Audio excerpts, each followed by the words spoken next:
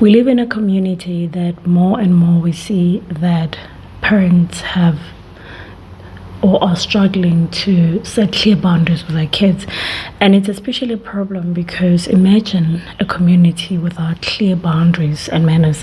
I mean, I think some of the things that we so enjoy about people and places is how they actually present themselves. Because let's just be honest, if we don't have any particular way in which we present ourselves and left our own devices, the world would be very chaotic. Think about it. You go to work, someone can just bump you or just park where you're supposed to be parking. Things like that is the very reason why society need laws. So as parents, let's not let other people do the very job that God expects us, according to Proverbs 22 verse 7 verse 6 to do, which highlights very clearly that parents ought to train their kids in a way that they should go, and when those kids are old, they will not depart from it.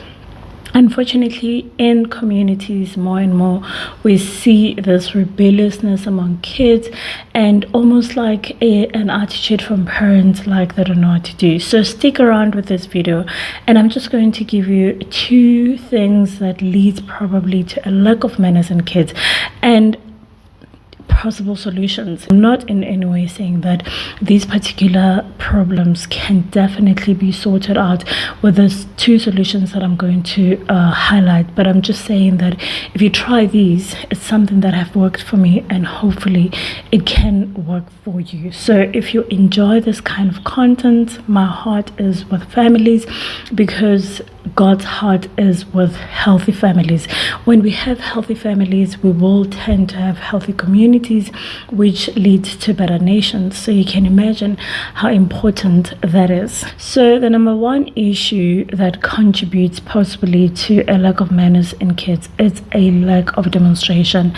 Most parents leave their kids to learn basic manners from anything and everything, and you get surprised why your kids don't have any primary way of handling themselves.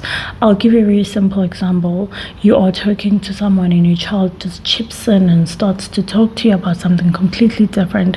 It might seem like nothing, but let's just be honest. When the child grows up and goes on to be with other adults and being at work, that kind of behavior will just make them seem a little bit off.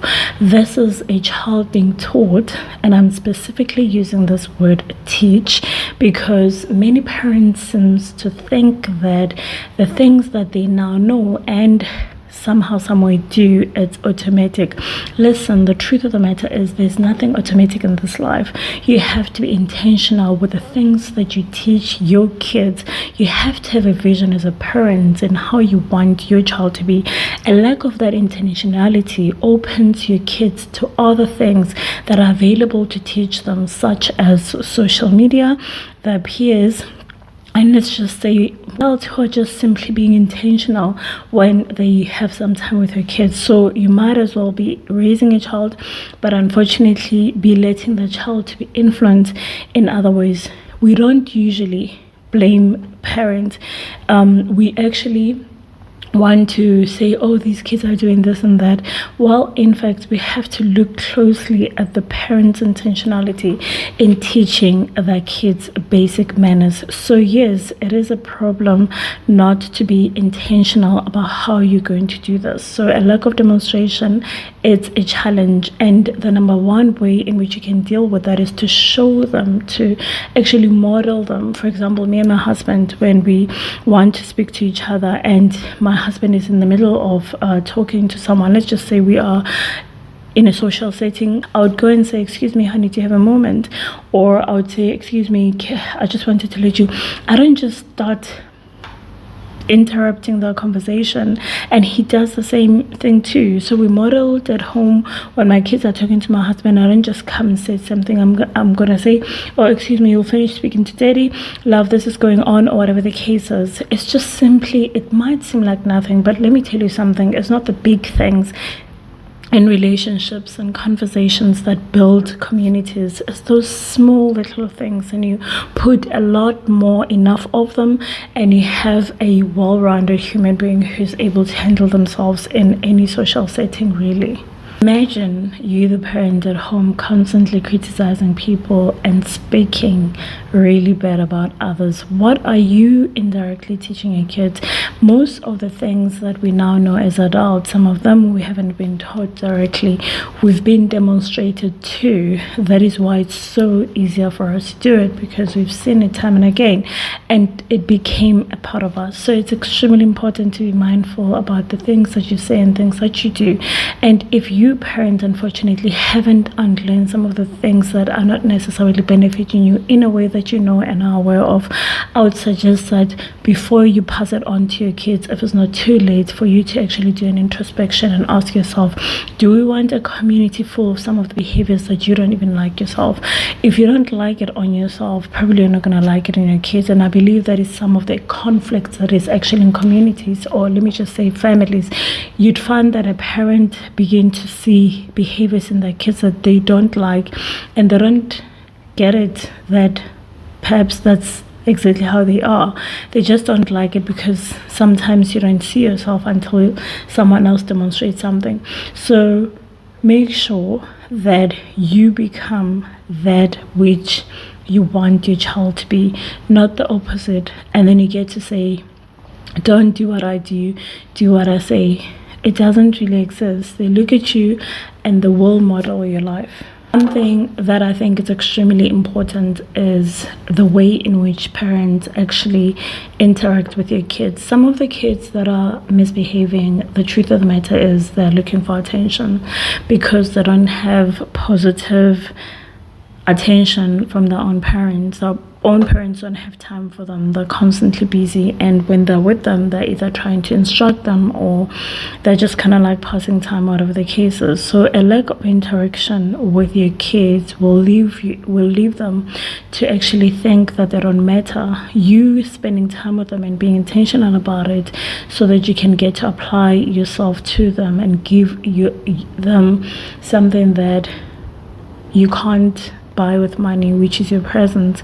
It makes them feel valued, and it helps them to actually be the kind of people that are able to also demonstrate that. Otherwise, we are raising kids that don't understand how to connect to themselves and others, and don't know how to be present as well. We find that these kids, they can't focus on one thing.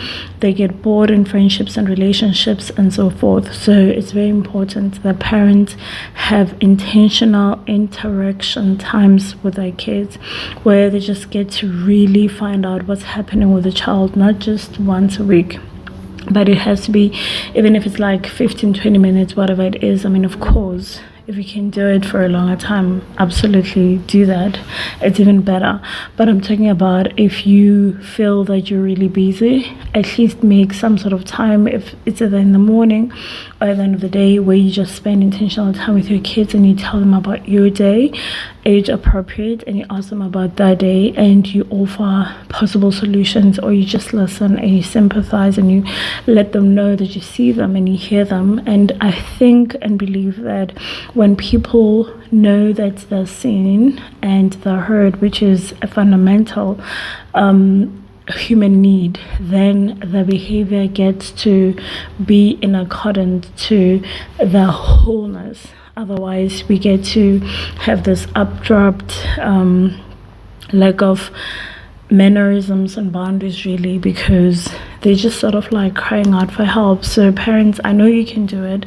Being a parent is not easy. It requires wholeness and healing. That is why I very much like talking about healing and wholeness, because I believe that a lot of us probably got a lot of the things that are not necessarily healthy from the way that we've been brought up, and you have to unlearn those things, as the Bible says, that be transformed by the renewal of our mind, and do not conform to the patterns of this world, but be transformed by the word. It means that we have to let go of things that we thought worked, and we probably also realize that they don't work, for things that actually work in terms of our wholeness, how we speak to ourselves, how we validate ourselves. And from a place of wholeness, then we're able to contribute in a meaningful way to other people, especially starting with our families, really.